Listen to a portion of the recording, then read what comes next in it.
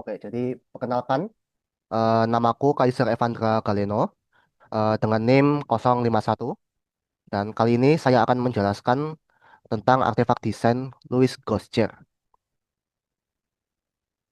Jadi untuk analisis formalistik saya untuk desain kursi ini dari aspek seninya itu yang pertama bisa dilihat dari gambar ini yang dimana bentuk oval klasik yang ada di desain kursi ini itu terinspirasi dari memori sejarah gaya Louis ke-15, tapi itu disajikan lagi dalam gaya yang lebih modern. Lalu warna transparan dari keseluruhan kursi ini itu memungkinkan kursi untuk seolah-olah menghilang di dalam ruangan.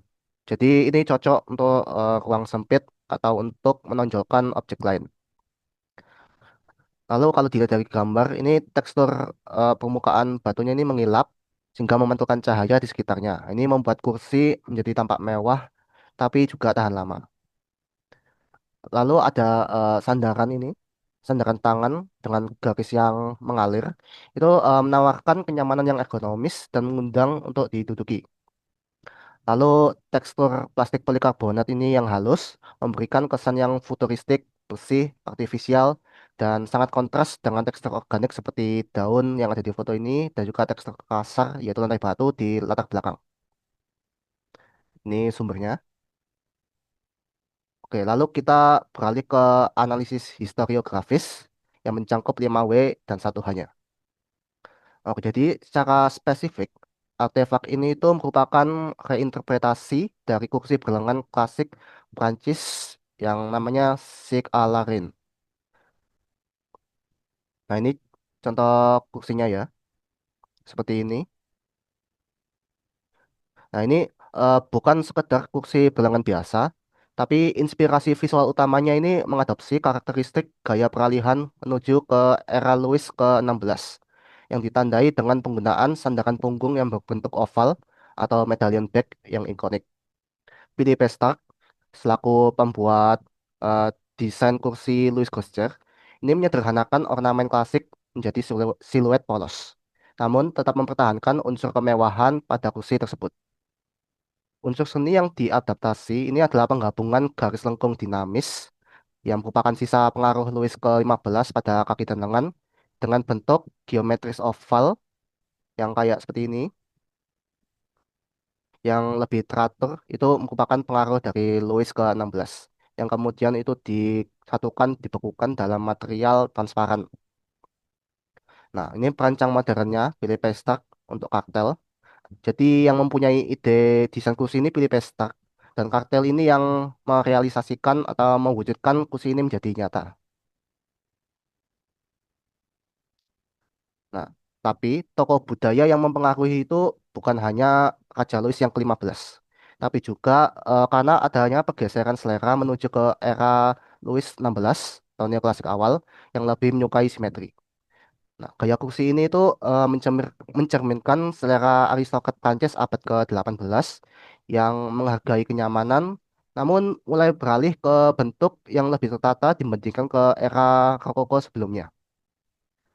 Nah, untuk brandnya itu produk modern Louis Gosselaer ini itu diluncurkan tahunnya itu 2002, tapi inspirasi sejarahnya itu merujuk pada periode transisi di paruh kedua abad ke-18, sekitaran tahun 1774 sampai 1792 untuk era Louis ke-16, yang di mana sandaran medali atau medallion bag ini menjadi tren utama yang menggantikan sandaran asimetris di era sebelumnya yaitu Louis ke-15. Untuk artefak aslinya atau Sir Alarin ini ditempatkan biasanya pada eranya itu di salon atau ruang tamu formal pada istana Prancis. Nah, ini tuh jadi kursinya dirancang untuk diposisikan rata menempel pada dinding. Itu karena sandaran kursinya itu sifatnya itu datar. Nah, dalam konteks modern, eh Louis Gosselaer ini membebaskan diri dari aturan-aturan tersebut. Nah, itu kursinya itu dirancang untuk menjadi urban fleksibel, baik indoor maupun outdoor, dan melayani audiens yang menginginkan sentuhan royalti bangsawan tanpa kekakuan protokoler istana. Nah, eh, elemen Sir Aladdin ini itu kenapa dipilih?